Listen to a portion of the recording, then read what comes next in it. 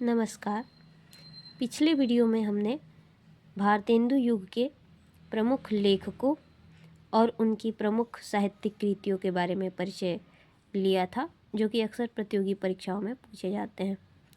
इस वीडियो में हम बात करेंगे द्विवेदी युग के प्रमुख लेखकों की, जिनमें से सबसे पहले आज हम महावीर प्रसाद द्विवेदी, जो कि द्विवेदी युग के प्रतिनिधि लेखक हैं, उनकी प्रमुख रचनाओं या उनके साहित्यिक कृतियों को जानेंगे। जैसा कि हम जानते हैं, द्विवेदी युग का समय 1900 ईस्वी से शुरू होकर 1918 ईस्वी तक चलता है।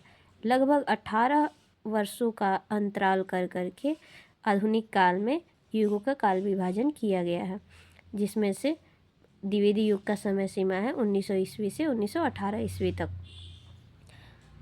इसमें द्विवेदी युग की एक प्रतिनिधि पत्रिका रही है सरस्वती पत्रिका।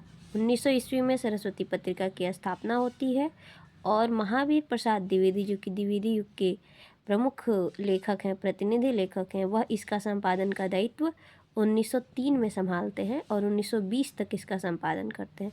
लगभग ये पूरा काल द्विवेदी युग के नाम से जाना जाता है, जिसमें कहानियों का भी प्रारंभ होता है और खड़ी बोली का विकास चरम पर होता है। खड़ी बोली कविताओं का भरपूर मात्रा में रचनाएं होती हैं।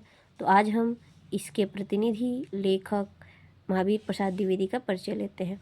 इनका जन्म समय 1864 ईस्वी है और इनका मृत्यु वर्ष 1938 ईस्वी है। महावीर प्रसाद द्विवेदी ने सरस्वती पत्रिका का संपादन का दायित्व 1903 में संभाला और 1920 तक इन्होंने उसका संपादन किया। इनके काव्य की बात करें तो इनका काव्य संग्रह है कुमार संभव सार, 1902 में लिखा गया, प्रकाशित हुआ, और कविता कलाप 1909 में।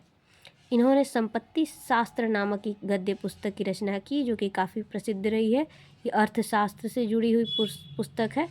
संपत्ति शास्त्र 1908 में आता है। इन्होंने हिंदी महाभारत करके एक पुस्तक की रचना की है। इनके निबंध संग्रह का नाम है रसज्ञ रंजन, जो कि 1920 में आता है। एक अन्य निबंध संग्रह लेखांजलि, जो कि 1928 में आता है। इनकी समालोचनात्मक कृतियाँ या आलोचनात्मक कृतियाँ हैं हिंदी भाषा की उत्पत्ति 1907 में, कालिदास की निरंकुशता 1911 में, कालिदास और उनकी कविता 1920 में, सुकवि संकीर्तन 1922 में, साहित्य संदर्भ 1924 में, आलोचनांजलि 1928 में, साहित्य शिखर 1929 में और समालोचना समुच्चय 1930 में। यह इनकी आलोचनात्मक कृतियाँ हैं। तो और इसके अतिरिक्त महावीर प्रसाद द्विवेदी ने अपने काल के सभी प्रमुख कवियों को खड़ी बोली में काव्य लेखन के लिए प्रेरित किया। इनके शिष्यों में सबसे प्रसिद्ध हैं मैथिली शरण गुप्त। इसके अतिरिक्त इन्होंने हरिऔध, मैथिली शरण गुप्त और द्विवेदी युग के जितने भी कवि हैं, सभी को इन्होंने खड़ी बोली में काव्य लेखन के लिए प्रेरित भी किया और इन्होंने भाषा को परिष्कृत और परिमार्जित करने में इनका महत्वपूर्ण योगदान रहा है।